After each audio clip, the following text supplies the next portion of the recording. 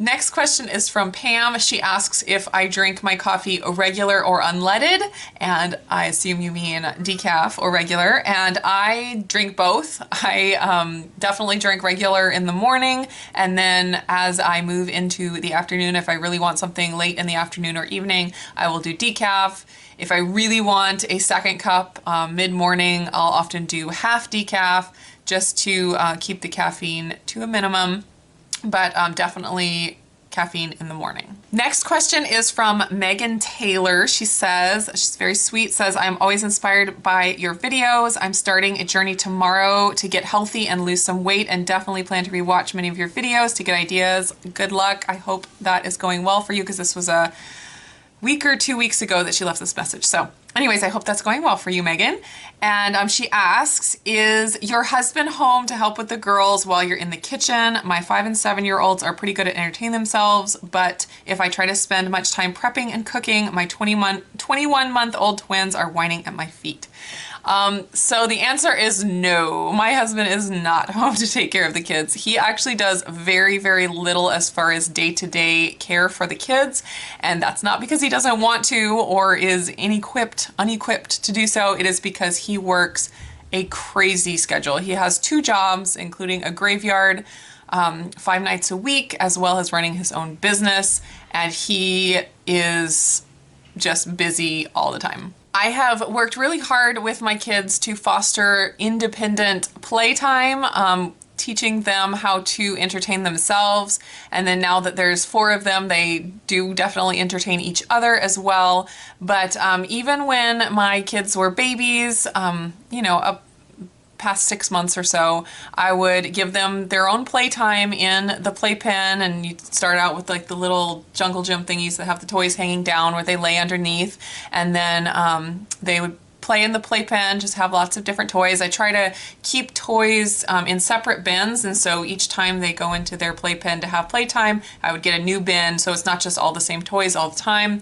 And there are times that they would, like, just when we first got started with that, they didn't enjoy it. It's not like they naturally just wanted to do that, but as I did it and put them in there and gradually increased the time that they were in there, they got used to it, and then they got to the point where they just absolutely loved it.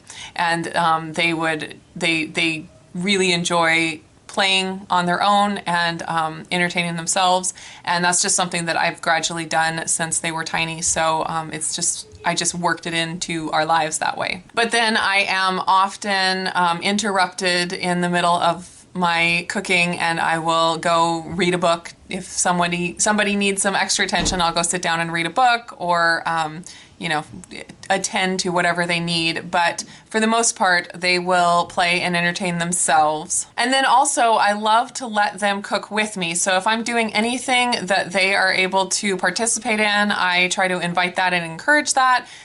Not always. Sometimes I want to rush and just get it done, but other times it's very easy to give them a simple job, or like if I'm doing something with dough, I can pull off a little bit and give it to them and let them play with it, and probably end up throwing it in the garbage, but it keeps them entertained, and it keeps them with me and engaged with me, and kind of, it's fun to spend time with them that way. So that's a few of the things that I do to get stuff done in the kitchen and keep them entertained, but it definitely is a struggle. I mean, it's just at that age, they need a lot, and you just kind of have to work around it, do it during naps, that kind of thing, whenever you can. But they grow up so fast, so it definitely doesn't last forever. So it's just, there are different seasons, and you just kind of have to work with what you got in the season, and before you know it, it'll be a different season, and you'll wish they were in the kitchen pulling on your legs, wanting time with you. All right, next question from Adrienne Dennison. Hi, Adrienne.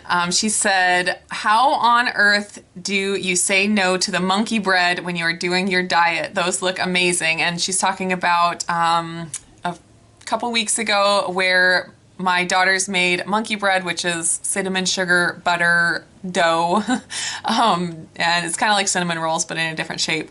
And we did those for our family breakfast on Sunday. And the answer to that is, there are certain times where it's hard to say no, and there are certain times where I don't say no, where I say yes. That particular time, I did say no, and I honestly didn't even want it. Even though it looked good and it smelled good, I was in a place where my cravings were totally under control. My hunger was under control. I felt really good.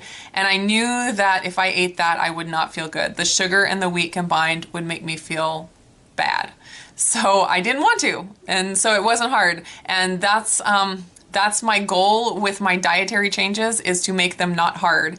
If there is a dietary change that I make and it is hard, it probably won't stick.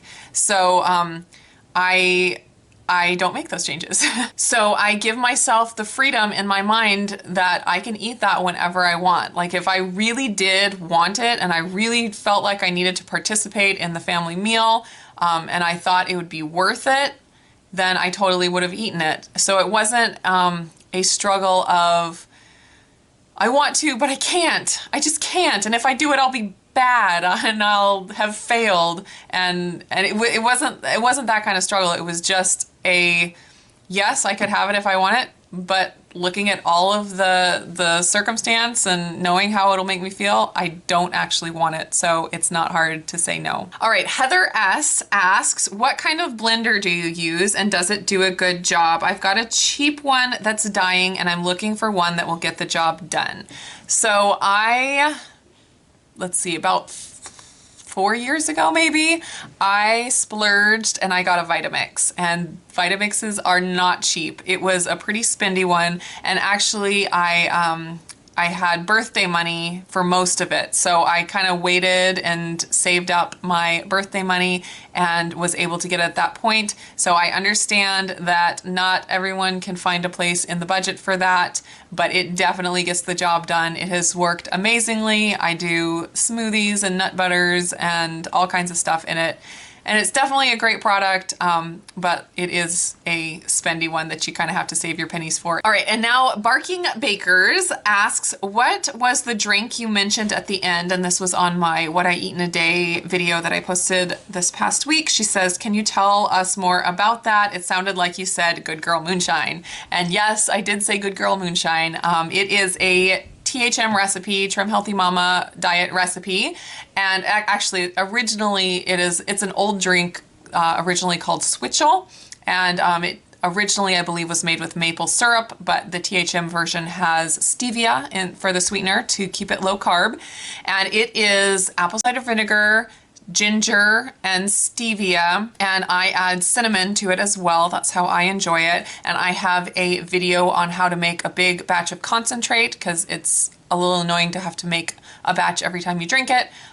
So I do a giant batch of concentrate, and I'll do like a couple of those batches per month, and I drink on that every day. It's really, really delicious and super healthy. The apple cider vinegar is great for your digestion. It's great for a lot of things in your body. And then ginger is also really good for you. And cinnamon that I add is great for balancing blood sugar. So lots of good healthy components to that, and I definitely recommend it. I will put a link to the original recipe down below, and then I will put a card up for the concentrate that I have made. All right, the last question is from Debbie Jimenez. I hope I said that right. And she, this is just from today, just from a couple hours ago actually, but she said, it looked like you were saving the bacon grease. That was from my soup and salad of the week video when I was making the bacon for the kale salad. She says, what do you do with that? I've always just gotten rid of it. All right, so bacon grease is a great cooking fat. It's amazing on vegetables. It's amazing for cooking meats. I actually used that bacon grease from that video last night to cook some pork chops in, and it was absolutely delicious. I love bacon grease, especially if it's from a healthy pig, like a pasture-raised pig. Sadly, we cannot afford to get pasture-raised pork all the time, and definitely pasture-raised bacon is so expensive. So I don't use tons of the bacon grease that I get from my conventional bacon, just because there are a lot of toxins that are stored in fat, and it's not something that I want to consume a lot of, but I do use it if I want the flavor. It's great for vegetables, great for any kind of meats. If you're able to get the pasture-raised bacon, definitely don't throw that bacon fat away. It is super healthy. The bacon fat has lots of good vitamins in it, like vitamin D, I think vitamin D and vitamin A maybe. Anyways, it's really, really healthy. As long as you get it from a healthy animal. So that is it for my first Q&A video. I hope that was fun for you guys. Please leave any questions down below that you want me to answer next week, and I will do the same thing where I pick through the comments on all of my other videos for the week and pull them together and answer them. If I get a lot on specific topics, I might do a dedicated Q&A to Instant Pot questions and, diet questions and whatever else, parenting questions, whatever. I just kind of am going to wait and see what kind of questions roll in, and then I will go from there. So I hope you guys enjoyed that. Let's chat down in the comments if you have anything to add or if you have any other questions. I will talk to you again soon. Bye, guys.